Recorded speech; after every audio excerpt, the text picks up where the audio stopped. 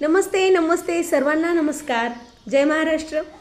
मी अंगणवाडी सेविका जयश्री रावसाहेब बाबळे आपल्या सर्वांचं सहर्ष स्वागत करत आहे आपल्या लाडक्या चॅनलमध्ये माझी अंगणवाडी. खरंच आपल्यासाठी सर्व माता भगिनींसाठी अभिमानाची गोष्ट आहे की आपण एक अंगणवाडी सेविका आहोत आणि आपण तळागाळातल्या लोकांसाठी काम करत आहोत, मुलांसाठी काम करत आहोत. तर आजचा विषय घेण्यापूर्वी तुम्ही माझ्या चॅनलवर नवीन असाल तर तुम्हा सर्वांसाठी एक विनंती आहे की माझ्या चॅनलला सबस्क्राईब करा, मोठ्या प्रमाणात आपले व्हिडिओ शेअर करा. तुम्हाला जर माझी कंटेंट आवडत असेल, अंगणवाडीवर आणि मानधनाबाबत, अंगणवाडीच्या काही प्रश्नांबाबत मी जे वेळोवेळी मुद्दे मांडले आहे, शासनाला आव्हान केलेलं आहे, तो जर मुद्दा तुम्हाला आवडत असेल, मुद्दे पटत असतील तर माझ्या चॅनलला लाईक करा, सबस्क्राईब करा आणि मोठ्या प्रमाणात माझे व्हिडिओ शेअर करा. तर चला मैत्रिणींनो, आज मी तुमच्या पुढे नवीन मुद्दा घेऊन आलेला आहे की आपल्या अंगणवाडीचं दैनंदिन कामकाज, आपलं वेळ, कामाची वेळ, तसेच आपल्याला खूप कामाचा उपताप वाढलेला आहे. सगळं तुम्हाला माहीतच आहे की आपल्याला ऑनलाईन पण काम आहे, ऑफलाईन पण कामं आहेत. दोन्ही कामांचा मेळ घालणं आता हे जरा कठीण जात आहे. आम्ही ज्या नवीन सेविका आहोत आम्हालाच थोडंसं ओव्हरलोड होत आहे. तर त्या ज्या जुन्या झालेल्या आहेत आता सेविका, साधारणतः 50, 55, 60च्या आसपास ज्या सेविका आहे वय वर्षाच्या, तर त्यांना हे अगदी काम म्हणजे अक्षरशः त्यांना सोडून द्यावं अशी परिस्थिती झालेली आहे. कारण शासनाने आता ती वेळ आणलेली त्यांच्यावर. नाहीतर आजपर्यंत त्या सर्व माता भगिनींनी खूप आनंदाने अंगणवाडीचं काम केलेलं आहे बघा. आता प्रश्न असा आहे माता भगिनींनो, काम कितीही कठीण असलं, कितीही लोड असला कामाचा, तर आपल्याला त्याचा थोडासा मेळ घालणं गरजेचं आहे. त्यामुळं आज तुमच्यासाठी व्हिडिओ बनवला आहे की दैनंदिन कामकाजाचं नियोजन तुम्ही कसं करू शकता. तर प्रश्न असा आहे की आपल्या अंगणवाडीची वेळ. तर तुम्हाला सर्वांना माहीतच आहे की आपल्या अंगणवाडीची वेळ ही सकाळी 9 ते 2 आहे. तर अंगणवाडी बिघडण्याची वेळ आहे 9. शक्यतो मदतनीस या अगोदर येतात, सेविका या नंतर येतात, किंवा काही ठिकाणी दोघी सोबत येतात किंवा आगमागे येतात. पण आपली शाळा, आपली अंगणवाडी ही साधारणतः 9 वाजता उघडली जाते. मग त्यानुसार असं आहे की थोडंफार प्लस मायनस होतं की आता भारतीय वेळ आहे आपली. भारतीय वेळेनुसार 10-5 मिनिट, 10-15 मिनिट इकडं तिकडं हेरफेर होतोच. परंतु आठवणीने आपण सकाळी 9 वाजता सर्वजणींनी अंगणवाडी ही उघडायचीच आहे. हा पहिला निकष आहे, तो सर्वांनी ध्यानात ठेवायचाच आहे. 9 वाजता सर्वप्रथम अंगणवाडी उघडल्यानंतर मग सेविका अगोदर येऊ, मदतनीस येऊ, किंवा दोघी जणी सोबत येऊ असं आपण समजतो. मग त्यानंतर आपल्या अंगणवाडीची पहिल्यांदा आहे अंगणवाडीची आपली स्वच्छता. कारण की बऱ्याच ठिकाणी सुपरवायझर लोकांनी आदेश दिलेला आहे की अंगणवाडी स्वच्छता केली जात नाही, अडगळ आहे, अडचणी असतात. आता पावसाळ्याचे दिवस आहे, आहार पडलेला असतो आणि आपल्या वर्गामध्ये, क्लासमध्ये अडगळ असल्यामुळं विच्चू काटा, असं उंदीर वगैरे असतात. त्यामुळं आपल्या जीविताला, मुलांना पण धोका आहे, आपल्याला पण धोका आहे. काही घटना पण यापूर्वी घडलेल्या आहेत. त्यामुळं आपण ती सर्वप्रथम काळजी घ्यायची आहे की आपल्या अंगणवाडीमध्ये एकदम स्वच्छता असेल, अडचण नसेल. आडगळीचं सामान जे आहे ते स्टोर रूममध्ये ठेवायचं आहे. स्टोर रूम पण वेळोवेळी साफ करायचे आहे, व्यवस्थित तिथं पण ते सामान व्यवस्थित लावायचं आहे. तर मी कशा प्रकारे अंगणवाडीची स्वच्छता ठेवली आहे, आमचं स्टोर रूम कसं आहे, किचन कसं आहे, माझा क्लास कसा आहे, मी याचा व्हिडिओ तुम्हाला पुढच्या 1-2 दिवसामध्ये अपलोड करणार आहे. तर ते तुम्ही बघू शकता.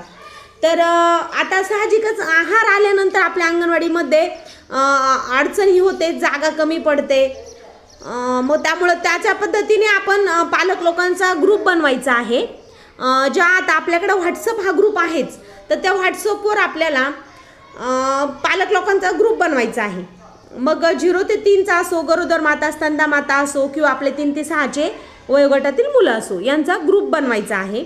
आणि त्या ग्रुपवर आपल्याला THR आपला आहार आल्यानंतर आपल्या अंगणवाडीमध्ये अडचण ही होते, जागा कमी पडते.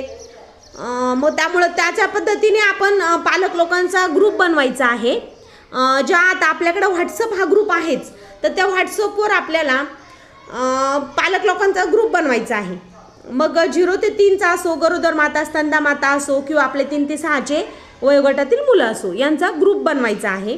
आणि त्या ग्रुपवर आपल्याला THR आपला आहार आल्यानंतर मेसेज टाकायचा आहे की आपला आहार घेऊन जा म्हणून. कारण प्रत्येक वेळेस आपण सगळ्या सर्वेतील पालक लोकांना फोन करू शकत नाही आणि पर्सनली तर फोन कुणालाच करायचा नाही. खूप अडचण असली तर सपोज त्यांच्याकडे नंबर नाही आहे, मोबाईल नंबर नाही आहे, काही आदिवासी भागामध्ये नसतात मोबाईल, तर त्या लोकांना तुम्ही निरोप दिला तरी चालतो किंवा फोन केला, त्यांना व्हॉट्सअपचा नंबर नसेल तर फोन करून बोलू शकता, पण सगळ्या पालकांना नाही. तर एक सोपी ट्रिक आहे की तुम्ही तुमच्या ग्रुपला मेसेज टाकत जा की THR आला आहे, तुमचा आहार आला आहे, तुम्ही आहार घेऊन जा. अशा पद्धतीने एक मोठी लोकसंख्या असेल, सर्वे जास्त असेल तर 8-10 दिवस वाटपासाठी लागतात आणि थोडीशीच एक 40-50 मुलं असतील, 100च्या आत असतील तर त्यांना एक 2-4 दिवसामध्ये THR हा वाटला जातो. त्यामुळे शक्यतो THRची अडचणी ठेवायची नाही आहे. आता निकृष्ट आहारावर मी एक व्हिडिओ लावलेला आहे, तुम्ही तो बघून घ्या माझ्या चॅनलला सबस्क्राईब केलेला असेल तर. निकृष्ट जो आहार आहे त्यामुळं पालक लोक आता काही प्रमाणामध्ये आहार हे नेण्यासाठी कानकूस करत आहे, नेतच नाही आहे. माझे पालक लोक तर म्हणतात की मॅडम आम्हाला आहारच न्यायचा नाही आहे, खूप निकृष्ट असा तो आहार आलेला आहे. तर मुद्दा झाला आहाराचा. THRची कन्सेप्ट क्लिअर झाली तुम्हाला आता.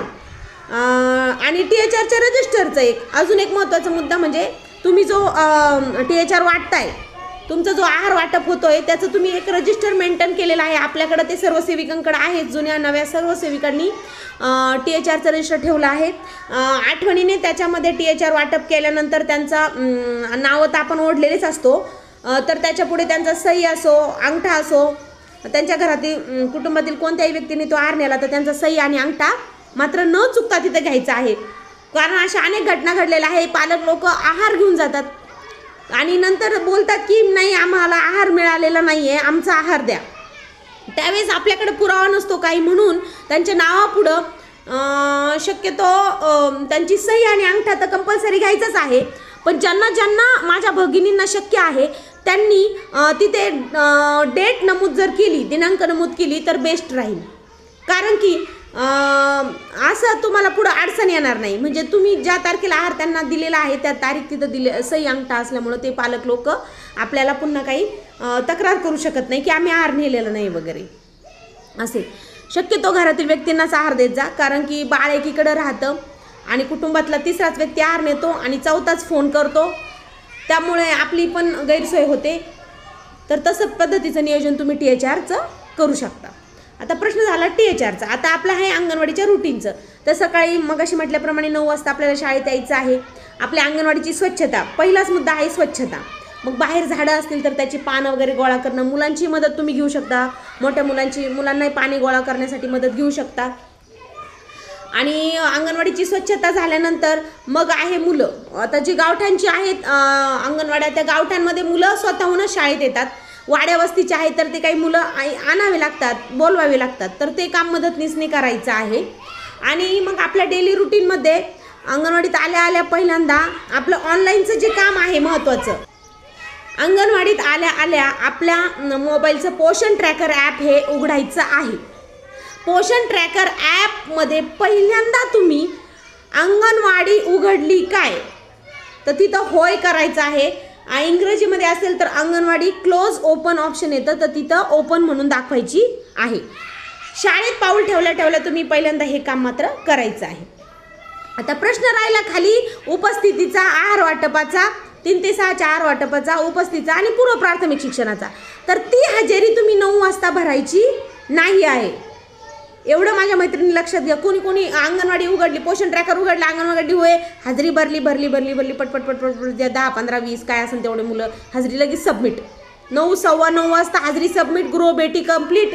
म्हणजे टेन्शनच नको परत त्याच्यामध्ये जायला. पूर्व प्राथमिक क्लिअर, वैयक्तिक स्वच्छता क्लिअर, परत इकडं पण अंगणवाडी उघडलेला फॉर्म पण भरून टाकायचा आहे. तर तसं करायचं नाही आहे. अंगणवाडी फक्त 9 वाजता उघडीच दाखवायची आहे. बाकी हाजरी वगैरे साधारणतः मुलं येतात. काही भागात ती छोटी मुलं असेल तर 3 वर्षाची तर ती 11 वाजता पण येतात. त्यामुळे 100% उपस्थिती लगेच हाजरी भरायची नाही. बघा हे झालं अंगणवाडीत आल्यानंतर. मग नंतर आपले 9:30 पर्यंत काय मुलं सगळे आल्यानंतर आपण त्यांची प्रार्थना वगैरे घ्यायची आहे. आपली ज्या महिन्याप्रमाणे आपल्याला ज्या प्रार्थना दिलेल्या आहेत ती प्रार्थना घ्यायची आहे. त्यांचं राष्ट्रगीत घ्यायचं आहे आपण. आणि त्यांचं हे रुटीन झाल्यानंतर थोडंसं त्यांना आपण पूर्व प्राथमिक शिक्षण द्यायचं आहे. सकाळी सकाळी आल्यानंतर मुलांचा मूड फ्रेश असतो, आपलाही मूड फ्रेश असतो आणि मदत नाही निस्ताईची पण मदत होऊ शकते. आणि मग त्यानंतर त्यांचा आहार शिजवायला जातील तोपर्यंत आपण मुलांच्या ॲक्टिव्हिटी घ्यायच्या. आणि तोपर्यंत काही पालक लोक पण मुलांना सोडवायला येत राहतात, त्यामुळे आपल्या ॲक्टिव्हिटी त्या पण बघतात. त्यांच्या पण लक्षात येतं की ताई अंगणवाडीमध्ये काय शिकवत आहेत. प्रश्न असा आहे मैत्रिणींनो की काही पालक लोक तक्रार करतात, तुमच्या सर्वेतले बी असतील काही, की अंगणवाडीमध्ये काय एवढं शिकवत नाहीत, कुठं काय किंवा काय, असं फक्त भात वाटतात घरी सोडतात. मग असं पण त्यांनी म्हणता कामा नये. म्हणून आपण आपलं 1-1.5 तास 2 तास काय मिळतील आपल्याला तेवढं पूर्व प्राथमिक शिक्षण त्यांना द्यायचं आहे. मान्य आहे मैत्रिणींनो, आपल्याला ऑनलाईन कामाचा बोजा आहे, हजेरी भरणं आहे, रजिस्टर भरणं आहे, परंतु तरी आपल्याला जर यांचे सांगड घालायचे असेल तर मात्र आपल्याला या वेळेचं नियोजन करून आपल्याला मुलांना पूर्व प्राथमिक शिक्षणापासून पण वंचित ठेवायचं नाही आहे, त्यांना आपल्याला आहारापासून पण वंचित ठेवायचं नाही आहे. त्यांना सर्व जे ॲक्टिव्हिटी आपण घेतो, खेळ म्हणतो, गप्पा गोष्टी गाणी यांच्यापासूनही आपण वंचित ठेवता कामा नये. आणि आता आपले 15 ऑगस्ट जवळ येतोय, सर्वांना सांस्कृतिक कार्यक्रम सर्वांच्या शाळेत होतच असतील, तर आपले मुलं हे खूप छोटी असतात, त्यामुळे आपल्याला तयारी अगोदरच करावी लागते. आता मी पण सुरू केली आहे, मी कशा पद्धतीने मुलांची प्रॅक्टिस घेते त्याचा व्हिडिओ पण मी तुम्हाला लवकर दाखवते. तर तुम्ही 15 ऑगस्टसाठी मुलांना भाषण द्या, छोटे छोटे भाषण द्या, त्यांना बडबडगीते बालगीतं असं एखादं गाणंही तुम्ही ॲक्टिव्हिटी 15 ऑगस्टसाठी देऊ शकता, जेणेकरून जे आपल्या गावातली लोक असतात ती पण आपल्याला नोटिफाय करतात की अंगणवाडी ताई पण ॲक्टिव्ह आहेत किंवा ते पण या पद्धतीने मुलांना समाविष्ट करतात. ज्याप्रमाणे जिल्हा परिषद हायस्कूलची मुलं उपक्रमात सहभाग घेतात, त्याप्रमाणे आपल्या अंगणवाडीची सुद्धा मुलं आपण थोडीशी पूर्वतयारी त्यांची करून घेतली पाहिजे. आपल्याला कितीही कामाचा व्याप असला तरी, कारण हे कार्यक्रम काय वर्षभर नसतात, वर्षातून 2च कार्यक्रम असतात, 15 ऑगस्ट आणि 26 जानेवारी. त्यामुळे या दोन्ही कार्यक्रमात आपल्या मुलांना भाग घ्यायचा म्हणजे घ्यायचाच. 1 किंवा 2 गाणी त्यांना द्यायचीच, 1-2 मुलांना भाषणं त्यांना कंपल्सरी प्रत्येक सेविकेने द्यायचीच आहे. तर हे झालं सकाळी सकाळी अंगणवाडीची प्रार्थना. मुलांना पूर्व प्राथमिक शिक्षण 10:30-11 वाजेपर्यंत ह्या ॲक्टिव्हिटी करायच्या आहेत. आणि मग त्यानंतर मुलांचा 11 ते 12च्या दरम्यान तुम्ही काही त्यांचे खेळ ॲक्टिव्हिटी असं पण घेऊ शकता, कारण मुलं 1 तासाच्या पुढे जास्त वेळ तिथं बसू शकत नाही, छोटा वर्ग असतो. त्यांना ॲक्टिव्हिटी शिकवल्याशिवाय, खेळ शिकवल्याशिवाय ते खेळात सहभागी होत नाहीत. मग ते इकडं तिकडे टंगळमंगळ करायला लागतात, लक्ष देत नाहीत. मग ॲक्टिव्हिटी घेतल्यानंतर त्यांना आवडतं, वेगवेगळे खेळ घेतले, दोरीवरच्या उड्या, मामाची टोपी, असे वेगवेगळे खेळ किंवा गोष्ट सांगितली तरी ते रमतात. मग नंतर 12 सकाळी त्यांना आता आमच्याकडे तर तुमच्याकडे काय आहे यार मला माहिती नाही, पण सकाळी आमच्याकडे नाश्ता असतो. त्यामध्ये राजगिरा लाडू, चिक्की, शेंगदाणा चिक्की, राजगिरा चिक्की असे त्यांना ऑब्लिकमध्ये आहार आहे. तर ते मुरमुरा लाडू वगैरे आम्ही त्यांना सकाळी देतो.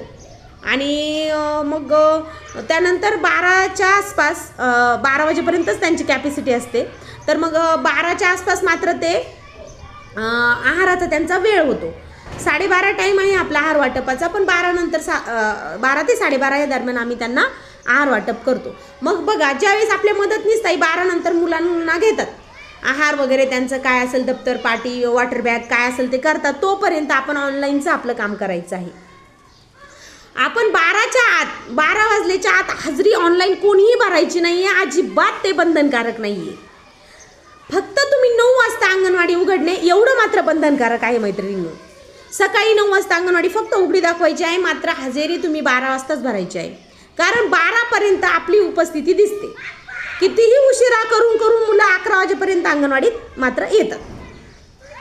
तेव्हा मग मुलं 12 वाजता आपण मग मात्र पोषण ट्रॅकर उघडायचं आहे आणि राहिलेली आपली उपस्थिती, आपलं दैनंदिन पूर्व प्राथमिक शिक्षण आणि 3 ते 6 हजेरी एवढे मुलं आपण तिथं भरायचे आहे. परत ॲक्टिव्हिटीमध्ये वैयक्तिक स्वच्छता आणि पूर्व प्राथमिक शिक्षण तिथे क्लिक करून आपल्याला तो फॉर्म सबमिट करून द्यायचा आहे. म्हणजे हे आज झालं आपलं डेली ट्रॅकिंग. डेली ट्रॅकिंगचा विषय झाल्यानंतर खाली येतात गृहभेटी. ते 2 हा वेळ दिलेला आहे दुपारच्या याच्यामध्ये. म्हणजे भलेही तो निर्णय चुकीचाच आहे, कारण दुपारी 1-2 वाजता इकडं ग्रामीण भाग आहे, शहरी भागात असतील पण ग्रामीण भागामध्ये 1 ते 2ला आपल्याला घरी कोणीच भेटत नाही. परंतु तिथं आपण मग 12 नंतरच्या वेळेमध्ये आपण तिथं गृहभेटी भरू शकतो. जर जवळपास असेल तर तुम्ही तिथं गृहभेट करू शकता किंवा अदरवाईज तुम्ही त्या गृहभेटी भरून टाकायच्या आहेत. तर हा झाला डेली ट्रॅकिंगचा विषय. आणि नंतर तिथे जो आपण अंगणवाडीचा सद्यस्थितीचा रोज जो फॉर्म भरतो, म्हणजे तुम्ही अंगणवाडी स्वच्छता केली का, अंगणवाडीमध्ये आहार शिजवला का, कशा पद्धतीने शिजवला, सर्व घटकांचा वापर केला का, अंगणवाडीची स्वच्छता झाली आहे का, कुठकुठल्या फळभाज्यांचा वापर केला आहे, तुम्ही वैयक्तिक स्वच्छता ठेवली का, सगळं जे अंगणवाडी सद्यस्थिती जो फॉर्म आहे तो तुम्ही भरून द्यायचा आहे. तो पण न चुकता भरायचा आहे. नाही तर तुम्ही इकडे डेली ट्रॅकिंगची हजेरी भरशाल आणि तो अंगणवाडी सद्यस्थितीचा फॉर्म तुम्ही भरणारच नाही, तसं चालणार नाही. आपल्या मदतनीसांना त्याचा फायदा होणार आहे. आपल्या मदतनीसांना त्याचे 250 रुपये एक्स्ट्रा इंटेन्सिव्ह मिळणार आहे. त्यामुळे आपण फक्त हजेरी भरली तर ते सफिशियंट नाही आहे. आपण अंगणवाडीच्या सद्यस्थितीचा फॉर्म हा डेली अपडेट करायचा आहे. आता ज्या मदतनीसा ऑनलाईन माहिती भरतात तर त्या हा फॉर्म भरतच असतील, परंतु ज्या सेविका हा फॉर्म भरतात तर त्यांनी मदतनीसांना हे 250 रुपये मिळून द्यायचे आहे. हे पूर्ण तुमच्या हातात आहे. तो फॉर्म सद्यस्थितीचा रोज हा गेलाच पाहिजे. 30 दिवसाचा सुट्ट्या वगळता तो फॉर्म डेली भरायचा आहे. जशी आपण डेली हजेरी भरणार आहे अंगणवाडी उघडल्यावर, तसा सद्यस्थितीचा फॉर्म हा रोज भरायचा आहे. तो मदतनीसशी संबंधित आहे. जर तो फॉर्म तुम्ही भरला नाही तर त्याचा अर्थ होतो की तुमची मदतनीस त्या दिवशी शाळेवर हजर नव्हती, कारण तो पूर्ण आहाराशी अंगणवाडीच्या स्वच्छतेशी निगडीत असा प्रश्न आहे. त्यामुळे तो फॉर्म भरायचा आहे. तर असा ऑनलाईन कामांचा, आता हे कामं झाले डेली रुटीनचे, दररोजच्या याचे. तर आता पहिला प्रश्न राहिला की इतर दिवशी 1 महिन्याला ऑनलाईनच्या कामाच्या संदर्भात विषय चालला आहे मैत्रिणींनो, ऑनलाईनचंच कामाबद्दल बोलते. तर दर महिन्याच्या 1 तारखेला आपल्याला हा T4 भरायला सांगितलेला आहे, बरोबर, टेक होम रेशन. मग दर महिन्याच्या 1 तारखेला शाळेच्या वेळेत किंवा दिवसभरात तुम्ही दुपारच्या वेळेत तुम्हाला वेळ भेटला तर तुम्ही तो दर 1 तारखेला T4 भरायचा आहे. मग तो गरोदर माता, स्तनदा माता आणि आपले 0 ते 3ची मुलं जी आहेत त्यांना तो T4 तुम्ही 25 दिवस तिथं संख्या असते आणि 4 पाकिटं आमच्याकडे येतात संख्या. 25 दिवस आहार आणि 4 पाकिटं असा तो आहार त्यांना ऑनलाईन आपण भरून टाकायचा आहे दर महिन्याच्या 1 तारखेला. आता प्रश्न राहिला 1 ते 5 तारखेचं काम. मग आपली जी वजनं आहेत ती वजनं आपण आता त्यांनी असं नियोजन दिलेलं आहे की 10 तारखेच्या आत वजनं भरली गेली पाहिजे व पोषण ट्रॅकरवर 5 तारखेच्या आत वजनं भरायची आहेत किंवा ती 10 तारखेपर्यंत भरली तरी चालतात.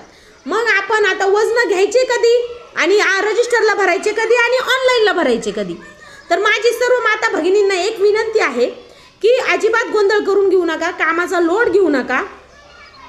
दर महिन्याला तुम्हाला शक्य जेवढं आहे, दर महिन्यालाच मी यासाठी का म्हणते की दर महिन्याला वजन उंची बाळाची अपडेट केली जाणं गरजेचं आहे. परंतु शक्य नसल्या तरी 2 महिन्यातून एकदा तरी दर महिन्याच्या 20 ते 30 तारीख, म्हणजे ह्या शेवटचा जो आठवडा असतो, दर महिन्याचा शेवटचा आठवडा 20 ते 30 तारखेपर्यंत शेवटच्या 10 दिवसामध्ये तुम्ही मुलांची वजन उंची घ्यायची आहे. याचं कारण असं सांगते मैत्रिणींनो, कारण की 30 तारखेपर्यंत तुम्ही वजन पूर्ण केलीत मग त्याच्या 1-2 दिवस तुम्ही ती रजिस्टरला भरू शकता तुमच्या. कारण आपण वजन घेतलं तर पहिले रजिस्टरलाच नोंद करतो, ऑनलाईन काही लगेच भरत नाही. तर तुम्ही 20 ते 30 या 10 दिवस, तुमचा जर सर्वे जास्त असेल तर तुम्हाला 8-10 दिवस लागणारच आहे वजनाला. तर मग सर्वे कमी असेल तुमचा तर तुम्ही 1-4-5 दिवसामध्ये 2-4 दिवसामध्ये वजन घेऊ शकता. तर तुम्ही त्या पद्धतीने नियोजन करा. शेवटच्या आठवड्यामध्ये वजन घ्या, रजिस्टरला नोंद करा, बरोबर. आणि मग 1 तारखेला T4 भरायचा आहे. त्यामुळे 1 तारखेच्या नंतर 5 तारखेपर्यंत तुम्ही मोबाईलला आपल्या पोषण ट्रॅकर ॲपवरला वजनांची वजन उंची व्यवस्थित टाकून ती माहिती तिथं भरायची आहे. तर 5 तारखेपर्यंत ही अशी प्रोसेस आहे. काहींची जर वजन भरायची राहिली, वजन घ्यायची राहिली असेल तर त्यांनी कंपल्सरी 5 तारखेपर्यंत वजन घ्या आणि नंतर ती 10 तारखेपर्यंत अपलोड केली तरीही चालते. पण शक्यतो वरून जसा आदेश आहे की 5 तारखेपर्यंत तर भरा, तर आपण 20 तारखेनंतरच शक्यतो हे नियोजन करायचं आहे वजन उंची घेण्याचं आणि 5 तारखेपर्यंत अपलोड करायचं आहे. तर हा झाला ऑनलाईनचा भाग. या व्यतिरिक्त आता नवीन लाभार्थी फिडिंग करणे, त्याचा आधार सेटिंग करणे हे कामं तर आपले रेग्युलर चालू आहे. त्यासाठी काही बंधनकारक नाही. अंगणवाडीचा सर्वे भरणं असेल, आधार व्हेरीफाय करणं असेल, मोबाईल नंबर व्हेरीफाय करणं असेल, त्यासाठीच खास प्रश्न असा आहे की मग आता ऑनलाईन कामांचं तर टेन्शन संपलं, ऑनलाईन काम आपल्याला चुकणार नाही. तर त्या मी जसं सांगते त्या थोडंसं प्लस मायनस होईल, पण या पद्धतीने तुम्ही ऑनलाईन कामाचं नियोजन करा. बस एवढंच काम आहे आपल्याला ऑनलाईन. अंगणवाडी उघडणे, हजेरी भरणे, गृहभेटी भरणे या पद्धतीनं आणि अंगणवाडी सद्यस्थिती भरणे हे आपले 2-3 कामं आहेत जी रेग्युलर आहेत. तेवढीच रेग्युलर तुम्ही या वेळेत करा. म्हणजे ऑनलाईनचं संपलं. आता प्रश्न आहे 1 वाजल्यानंतर.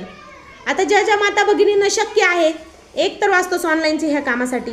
मग काय होतं की मी तुम्हाला हे नियोजन का सांगते, आता तुम्हाला त्याचं उत्तर पण सांगते मैत्रिणींनो. तुम्ही माझा व्हिडिओ पूर्ण बघा की आपण सकाळी सकाळी अंगणवाडीमध्ये आलो आणि मोबाईल उघडला आणि मोबाईलमध्येच बोटं घालत बसलो तर त्याचा तोटा सांगते तुम्हाला काय होतो की पालक लोक यायचा टाईम असतो, बरोबर ना. सकाळी सकाळी पालक लोक मुलांना आणून सोडतात आणि त्याच वेळेस आपण मोबाईलमध्ये बोटं घालत असल्यावर ते काय म्हणतात रे, काय म्हणतात ते की मॅडम तर नुसते मोबाईलमध्येच बघत बसतात. मग आपलं तर चालू राहतं काम, पण त्यांचा काय गैरसमज होतो की हे सकाळी सकाळी रील्स बघायला लागले का, मोबाईलमध्ये बोटं घालायला लागले. प्रश्नच नाही ना, असंच बोलतील. त्यामुळे आपण मोबाईल थोडासा साईडलाच ठेवा. खूप गरजेचं असेल तरच तुम्ही मोबाईल घ्या. शक्यतो पालक लोकांदेखता मोबाईल वापरणं टाळा. झाला प्रश्न ऑनलाईन हजेरीचा, ऑनलाईन कामाचा. तर दुपारच्या नंतर मात्र आपलं पहिलं आहे पूर्व प्राथमिक हजेरी. 3 ते 6ची पूर्व प्राथमिक हजेरी तुम्हाला मात्र रोज भरणं अनिवार्य आहे. त्यानंतर पूरक पोषण आहार, त्यामध्ये पण आपल्याला त्यांचं टिक मार्क करून पूरक पोषण आहार हजेरी भरायची आहे. त्याच्यानंतर गरोदर व प्रसूतीचं रजिस्टर आहे. ज्या आपल्याला अचानक ज्या नवीन गरोदर माता नोंदणी आपण करतो तर गरोदर मातांची नोंदणी वगैरे तिथे करायची आहे. कोणाची डिलिव्हरी झाली असेल तर ती डिलिव्हरीची डेट तिथं भरायची आहे, ते रजिस्टर पण मेंटेन करायचं आहे. वजनाचा तर विषयच नाही, जेव्हा आपण वजन घेतो तेव्हाच वजनाचं रजिस्टर भरतो. आणि त्याच्यानंतर राहिला प्रश्न आता वृद्धी आलेख. आता वृद्धी आलेखांचं तर ज्या सेविकांचा सर्वे जास्त आहे त्यांना थोडंसं कठीणच काम आहे. एवढं सगळं किचकट कामं आहेत खूप ही. तर जसा जसा वेळ भेटन तर तुम्ही तशा पद्धतीनं, कुणाला शक्य असेल तर शाळेच्या वेळेत भरा, कुणाला नाही शक्य तर थोडंसं घरी न्या. आता नाईलाजच आहे मैत्रिणींनो, 9 ते 2 या वेळेत हे एवढे सगळे कामं होऊ शकत नाही. आपल्याला आपला जसं आपण प्रपंचाचा आपला गाडा ओढतोय तसा अंगणवाडीचाही गाडा आपल्याला ओढणंच आहे. आता स्वीकारू नये, आपण हे काम स्वीकारलंच आहे तर आपल्याला ते पूर्णत्वास नेणं पण गरजेचं आहे. तर अशा प्रकारे तुमचे जे रजिस्टर आहेत, परत त्यांमध्ये आता बळकटीकरणाचं रजिस्टर आहे ECC डेचं, बळकटी इस्निपचं जे रजिस्टर आहे आपलं बळकटीकरण व पोषण सुधारण प्रकल्प. तर इस्निपचे जे कार्यक्रम आपण महिन्यातून 2 कार्यक्रम आहेत, त्याचे पैसे आपल्याला यापूर्वी आलेले आहेत. तर ते महिन्यातले 2 कार्यक्रम तुम्ही त्यामध्ये ओटी भरण आहे, परत अन्नप्राशन दिन आहे, तुमचा 3 ते 6चा प्रवेशोत्सव आहे, परत तुमचे स्वच्छतेचे संदेश असे कार्यक्रम आहे, सार्वजनिक कार्यक्रम आहे. तर तुम्ही या कार्यक्रमांपैकी कुठलाही एक कार्यक्रम महिन्याच्या आता आमच्याकडं पहिला 3रा बुधवार, दुसरा 4था बुधवार अशा प्रकारे आम्ही 2 कार्यक्रमाचं नियोजन आहे. तुमच्याकडं कशा प्रकारचं आहे ते मला कमेंट करून नक्की सांगा. असे त्याचे पण आपल्याला 250 रुपये एका कार्यक्रमाचे येतात. त्यामुळे त्याही रजिस्टर तुम्हाला म्हणजे अशा प्रकारे आहे ते रजिस्टर बळकटीकरण व पोषण सुधारणा प्रकल्प आमच्याकडे. तर त्याच्यामध्ये तुम्हाला त्याचंही प्रोसिडिंग लिहायचं असतं. तर हे प्रोसिडिंग तुम्ही वेळ भेटला तर शाळेत नाही तर तुम्ही प्रोसिडिंग घरी पण लिहू शकता, त्याचं काही तुम्हाला बळजबरी नाही आहे. तशीच अंगणवाडीमध्ये अजून बरेच रजिस्टर आहेत.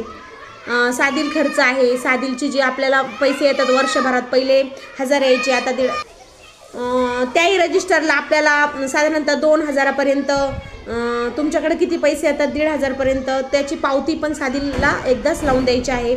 आपण अंगणवाडीमध्ये वर्षभर केलेल्या झेरॉक्सची कामं असतील, त्यामध्ये अनेक म्हणजे आपण जे अंगणवाडीसाठी वस्तू घेतो त्या वस्तूंची एक आपल्याला बिल बनवायचं आहे आणि ते साधीलला लावायचं आहे, म्हणजे ते पण आपल्याला काही टेन्शन नाही. तसेच अंगणवाडीमध्ये जे जड वस्तू रजिस्टर आहे आपले जे ग्रामपंचायत असतं किंवा आपलं ऑफिस आहे त्यातर्फे आपल्याला अनेक वस्तू येत असतात.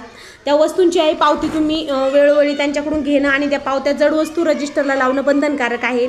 आणि त्या वस्तू कोणकोणत्या वस्तू किती तारखेला आल्या याची नोंद मात्र तुम्ही ठेवायची आहे, स्वाक्षरीसहित दिनांकासहित.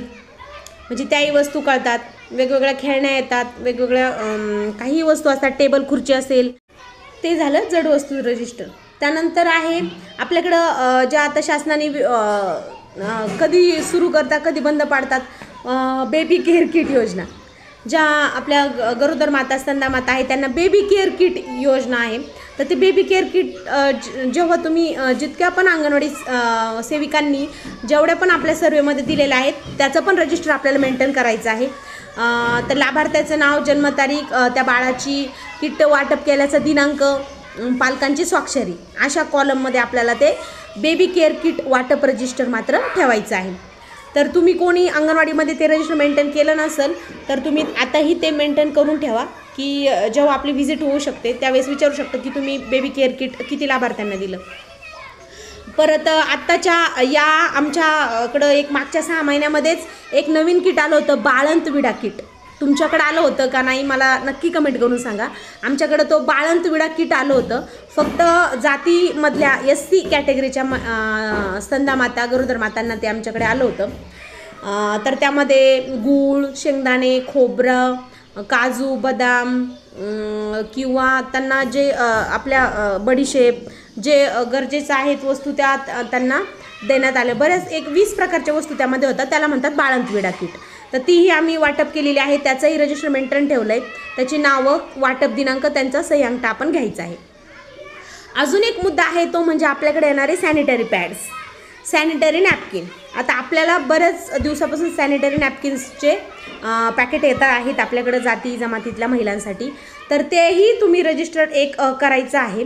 आणि ज्यावेळेस ते किट आलं आहे त्याची दिनांक, त्याच्यानंतर त्यांच्या लाभार्थ्यांचं वाटप आणि त्यांची सही त्या जाती जमातीच्या महिलांची तुम्ही तिथं ठेवायची आहे. आता प्रश्न राहिला आहे आपलं आरोग्य तपासणी रजिस्टर. त्याचं तर आपल्याला दर हिवाळी, पावसाळी अशा 2 वर्षातून 2 आरोग्य तपासण्या आपल्या RBSK किंवा आपल्या PSC लेवलमार्फत वैद्यकीय अधिकारी करीत असतात.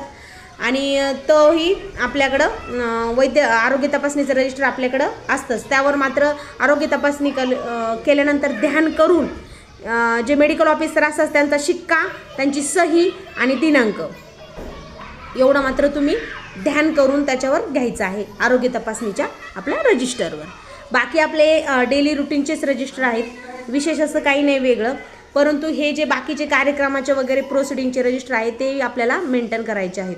आता ऑगस्ट महिना आहे, सकस म्हणजे स्तनपान सप्ताह आहे, आपले ECC डेचं म्हणा किंवा इतरही आपण एखादी जयंती वगैरे साजरी करतो. तर त्याचंही आपल्याला कार्यक्रमांचं रजिस्टर एक सेपरेट ठेवायचं आहे. त्याचं प्रोसिडिंग आपल्याला तिथं लिहायचं आहे. आणि ज्या गरोदर माता, स्तनदा माता की आहे ते आपल्याला मेंटेन करायचे आहेत. आता ऑगस्ट महिना आहे, सकस म्हणजे स्तनपान सप्ताह आहे, आपले ECC डेचं म्हणा किंवा इतरही आपण एखादी जयंती वगैरे साजरी करतो. तर त्याचंही आपल्याला कार्यक्रमांचं रजिस्टर एक सेपरेट ठेवायचं आहे. त्याचं प्रोसिडिंग आपल्याला तिथं लिहायचं आहे. आणि ज्या गरोदर माता, स्तनदा माता किंवा इतर आपल्या सर्वेतील ज्या माता आहेत त्यांच्या सह्या वगैरे तिथं घ्यायच्या आहेत. मग त्याच्यामध्ये नवागतांचं स्वागत असेल, अंगणवाडीतल्या काही कार्यक्रम असतील त्याचं प्रोसिडिंग आपण ठेवू शकतो. हळदी कुंकवाचा कार्यक्रम करतो आपण, तेही तुम्ही प्रोसिडिंग लिहायचं आहे आपल्याला वेळ भेटेल तेव्हा. तर बघा आता अनेक कामं आहे, 9 ते 2 या वेळेत ते कामं होणं शक्य नाही. परंतु खूप म्हणजे असं लोड न घेता तुम्ही काम करा, टेन्शन फ्री काम करा. आपल्याला काम चुकणार नाही आहे, आपण आहोत तर काम राहणार आहे. त्यामुळं जसं वेळ भेटेल तसं तुम्ही काम करा, अजिबात लोड घेऊ नका. जसं वेळ भेटेल तसंच करा आणि जास्त लोड घेऊ नका, असं माझी तर तुम्हाला सर्वांना विनंती असेल. तर काही अजून राहिले असेल रजिस्टर तर मला तुम्ही ते कमेंट करून सांगा. मला जेवढं आठवलं, जेवढं काम मला सांगणं गरजेचं वाटलं तेवढं सांगण्याचा मी तुम्हाला प्रयत्न केलेला आहे. आपली कामं तर 24 तास संपणार नाही आहेत, पण तरी पण ऑनलाईन आणि ऑफलाईन म्हणजे मोबाईलची कामं आणि रजिस्टरची कामं, कारण मोबाईलची पण हजेरी भरणं गरजेचं आहे, त्याच्याशिवाय आपल्याला गत्यंतरच नाही. आणि मोबाईल कधी बंद पडेल याचा भरोसा नाही, त्याच्यामुळे आपल्याला रजिस्टर पण भरणं गरजेचं आहे. कारण रजिस्टर हे आपलं परमनंट सोल्युशन आहे. मोबाईल काय किती पण येतील आणि किती पण जातील, त्याच्यामुळे रजिस्टर आपलं कायम आपल्यापेक्षा आपलं काम बोललं पाहिजे, म्हणजे आपले रजिस्टर बोलतील. चला, तर आजचा व्हिडिओ तुम्हाला आवडला असेल अशी आशा करते. आणि माझ्या व्हिडिओबद्दल तुम्हाला काही कमेंट्स असतील, काही सुचवायचं असेल अजून, तर तुम्ही नक्की सुचवा. मी तुमच्यासाठी कधीही तुमच्या सेवेत हजरच आहे. माझ्या व्हिडिओला लाईक करा, शेअर करा आणि माझं चॅनल सबस्क्राईब करा. पुन्हा भेटूया आपण नवीन व्हिडिओसोबत. तोपर्यंत बाय बाय. जय महाराष्ट्र भगिनींनो.